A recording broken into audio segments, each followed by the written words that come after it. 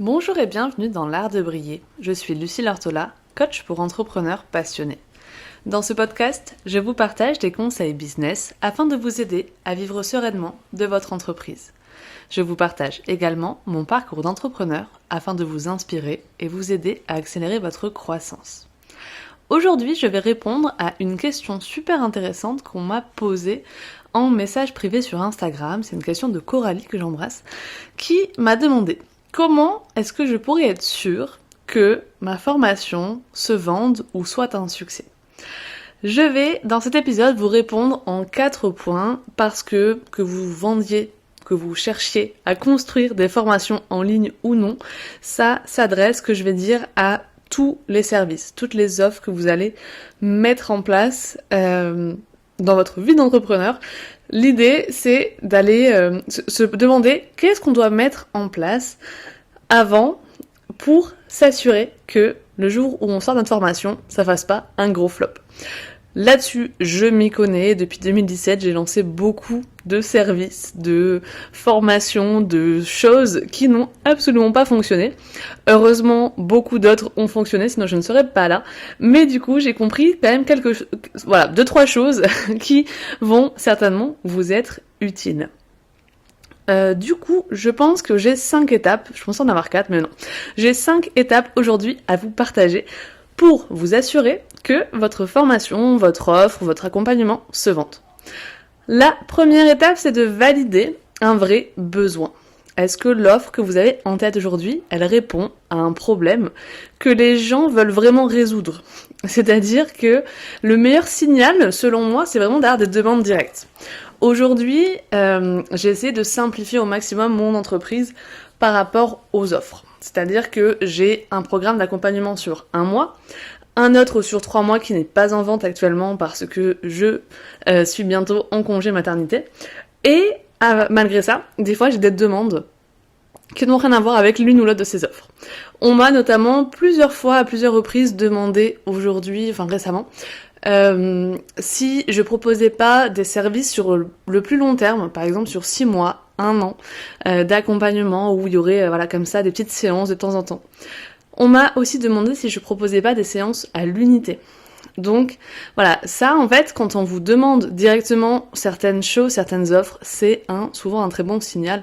Évidemment, si vous en avez qu'une, bon, c'est pas forcément le meilleur des signaux, mais on peut vous demander: tiens, j'aimerais bien apprendre à faire ceci, est-ce que tu pourrais m'y former? Par exemple, vous êtes un community manager et on vous demande sans arrêt: je comprends rien au réel, je sais pas comment faire, je sais pas trouver les bonnes musiques, la stratégie machin, est-ce que tu proposes des accompagnements là-dessus? C'est peut-être une idée qui pourrait germer. Donc déjà, voilà, une offre, elle répond à un vrai problème. Et si vous n'avez pas vraiment de demande spécifique, peut-être renseignez-vous. Est-ce que c'est des problèmes ou des problématiques que vous avez déjà entendues ou que vous avez déjà lues dans des commentaires, sous des posts ou des vidéos YouTube? Est-ce que vous avez déjà fait des interviews, alors soit des interviews clients idéaux ou soit des appels de vente par exemple, où les gens vous ont dit: moi mon problème c'est ça, je sais pas comment faire, et donc du coup ça vous a donné une idée de cette offre. Vous pouvez aussi aller enquêter sur les forums, pourquoi pas dans les commentaires de livres sur Amazon qui touchent à votre métier, dans les échanges globaux que vous avez dans votre réseau professionnel avec des gens en message privé sur Instagram par exemple. Bref, essayez de voir s'il y a un vrai besoin derrière, si les gens ont vraiment besoin de régler ce problème dans leur vie. Le deuxième, c'est de clarifier la promesse. Parce que oui, même si vous avez un vrai problème, un problème qui est douloureux, qui est reconnu, qui est urgent, il faut que votre promesse dans votre offre, elle soit claire pour vous. Parce que plus elle sera claire pour vous, et plus elle sera claire pour votre audience. Donc par exemple, entre augmente ton trafic grâce à ton site web ou augmente tes clients tous les mois grâce à ton site web sans effort et fais la paix avec les mémoires familiales pour développer ton potentiel, il y en a un dont la promesse elle est très claire et l'autre où il y a un petit peu moins de clarté. Imaginons maintenant que vous soyez thérapeute dans le bien-être, et donc je prends cet exemple parce qu'en général les gens dans le bien-être ont ce côté un peu alchimiste où ils font beaucoup de métaphores quand ils parlent et c'est trop chouette et c'est trop joli, mais on comprend pas clairement ce que vous faites. Les gens, on ne vous comprend pas. On ne sait pas ce que vous faites clairement. Donc, trouvez des mots plus simples pour décrire vos services et surtout plus clairs. Exemple. Tu n'arrives pas à tomber enceinte et aucune cause médicale n'a été trouvée. Viens avec moi explorer les liens familiaux anciens pour t'en défaire et te permettre d'accueillir ce projet bébé qui t'appartient pleinement. L'idée, c'est de se dire que peut-être qu'il y a des liens familiaux, ancestraux, de tantes, de grand-mères, de machin, qui te bloquent aujourd'hui dans ton projet bébé, et donc tu vas pouvoir, comme ça, en explorant ça, te défaire de ces liens et pouvoir vivre pleinement ta propre vie sans le poids de tes ancêtres. Là, il y a déjà quelque chose, même si c'est quand même assez énergétique et spirituel et tout ça, il y a quand même un bénéfice et une identification à un problème qui est plus palpable que fais la paix avec les mémoires de tes ancêtres, ok? Donc voilà, un petit peu l'idée de clarifier votre promesse. Et donc vous allez me dire des fois oui, mais moi c'est très clair. Donc par exemple, j'ai aussi le contre-exemple direct qui va être fais le suivi de tes KPI. Je t'accompagne à faire le suivi de tes KPI, je ne sais rien, sur Instagram. Ok, voilà. Ou je t'accompagne à construire des emails marketing qui vendent. Bon, encore ça va. Bref, le premier. En gros, des fois, vous êtes dans des modalités hyper techniques, et je l'ai encore vu cette semaine avec une cliente, qui dans sa proposition commerciale va mettre plein d'éléments, mais ça va être vraiment les fonctionnalités. Et il n'y a pas le pourquoi derrière. Ok, on va faire un suivi tous les mois de vos résultats sur votre site web. Ok, mais pourquoi ? Pourquoi est-ce que tu me vends ça aujourd'hui ? Qu'est-ce que ça va m'apporter ? Pour pouvoir affiner une stratégie, faire un plan d'action pour avoir encore plus de résultats. Ah ok, là je comprends. Voilà, donc il y a ce côté-là. Clarifiez vraiment votre promesse et faites en sorte que elle se concentre pas ni trop dans le flou, ni trop sur les modalités techniques. Ensuite, une promesse claire, finalement, ça pourrait être qu'est-ce que je vais apprendre dans une formation notamment ? Pourquoi ? Sans quoi ? Donc pour quel bénéfice total et sans quoi ? Sans perdre de temps, sans m'épuiser ailleurs, sans faire ceci. C'est quoi le frein que vous m'empêchez de toucher en faisant ça ? En combien de temps aussi ? En combien de temps je vais avoir des résultats, etc.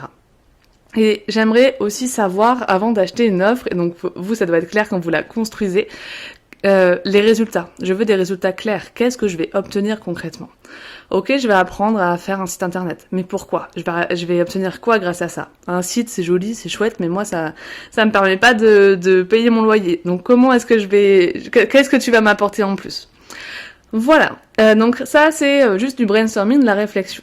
Ensuite, la troisième étape pour être sûr qu'une formation ou qu'une offre se vende, ça va être d'avoir les modalités idéales.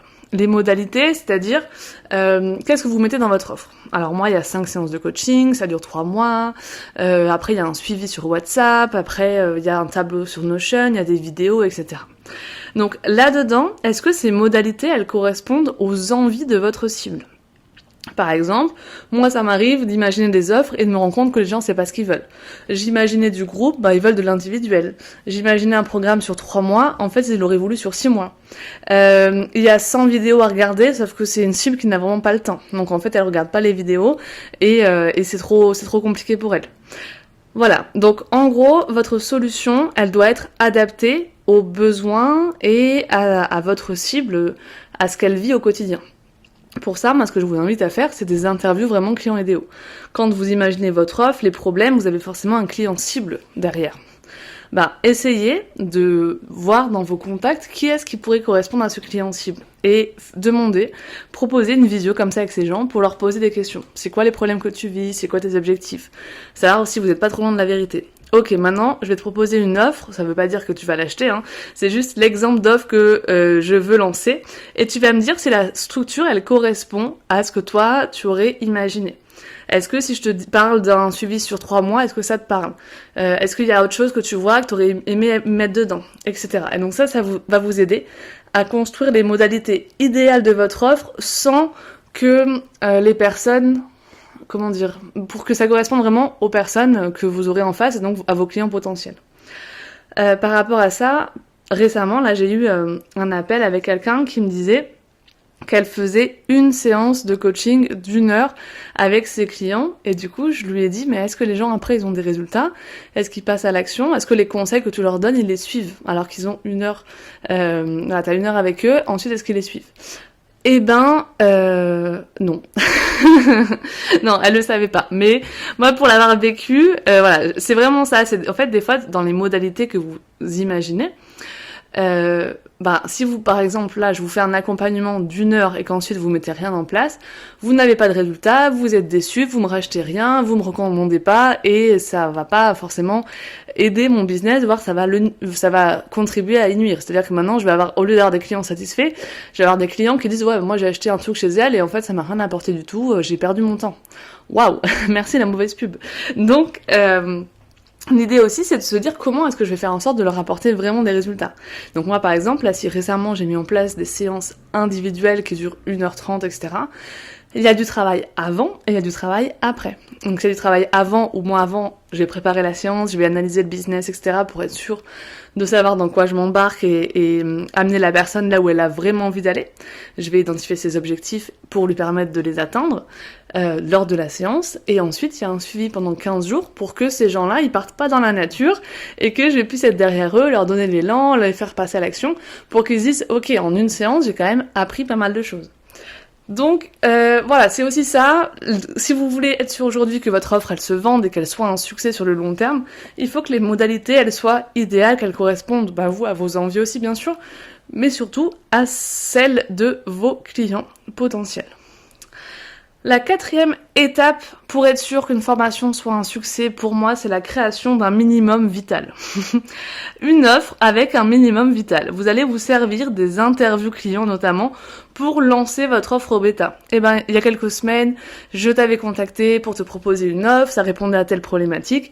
Ça y est, je la sors. Est-ce que tu serais OK pour y participer? Il y a un tarif de lancement qui est vraiment pas cher, etc. Vous pouvez tout simplement aussi faire une liste d'attente avant, ou alors commencer à en parler à quelques personnes qui correspondent à votre clientèle cible, même si vous ne les avez pas vues avant, ou commencer à en parler en story sur Instagram, etc., pour commencer à avoir une petite liste d'attente de gens intéressés. Et donc, voilà, 2-3 personnes, vous allez lancer cette offre en bêta-test, et donc, comme ça, vous allez pouvoir à la fois collecter de la preuve sociale, avoir des témoignages, des premiers témoignages de clients, ce qui va vous permettre que quand vous aurez le vrai lancement officiel, vous allez vendre plus facilement. Vous avez déjà des gens qui ont des résultats, des avant-après, des témoignages positifs sur ce que vous avez fait. Et ça va aussi vous permettre d'améliorer le programme avant même de l'avoir vendu officiellement. Donc voilà, l'idée c'est que beaucoup de personnes perdent un temps fou à créer l'offre parfaite, avec les vidéos parfaites, la structure parfaite, à se refilmer 150 fois, etc. Alors que, dans tous les cas, vous allez changer des choses au fil du temps, c'est normal, on s'améliore tout le temps. Des fois, on se dit, oh là là, mais pourquoi j'avais dit ça, n'importe quoi, j'ai changé d'avis. Donc, on recommence, on s'améliore, c'était pas clair, maintenant c'est mieux. Et du coup, ne perdez pas trop de temps avant, des fois on perd des mois, des semaines avant de lancer officiellement l'offre, à créer du support, des ressources, etc. Mais on n'est pas encore sûr d'avoir fait une seule vente. Donc là, le minimum vital, il va vous permettre de vendre avant même d'avoir créé vraiment votre offre. Et du coup, la 5e chose, c'est de mettre en place une vraie stratégie de communication. Dans l'imaginaire collectif, quand on lance une nouvelle offre, une nouvelle formation, il y a une période de lancement. Alors, la plupart du temps, allez, je vais être gentille. Il y a quand même pas mal de personnes, je pense, qui font vraiment une stratégie de lancement avec, par exemple, une semaine avant, je vais commencer à parler de mon offre, pendant une semaine pour pouvoir avoir le max de demandes à ce moment-là, lors du lancement officiel.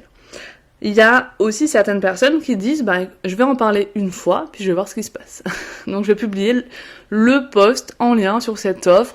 Tout le monde va l'accueillir à bras ouverts, ce sera génial, je vais faire 100 ventes ce jour-là, et c'est incroyable. Sauf que ça se passe rarement comme ça. En général, quand ça y est, c'est le lancement officiel, vous avez mis plein de joie là-dedans, etc. Plein d'énergie, ça y est, vous allez lancer votre offre, c'est votre bébé, vous le mettez sur le marché, vous attendez, vous avez un engouement incroyable, et vous dites, oh ça y est, on y va.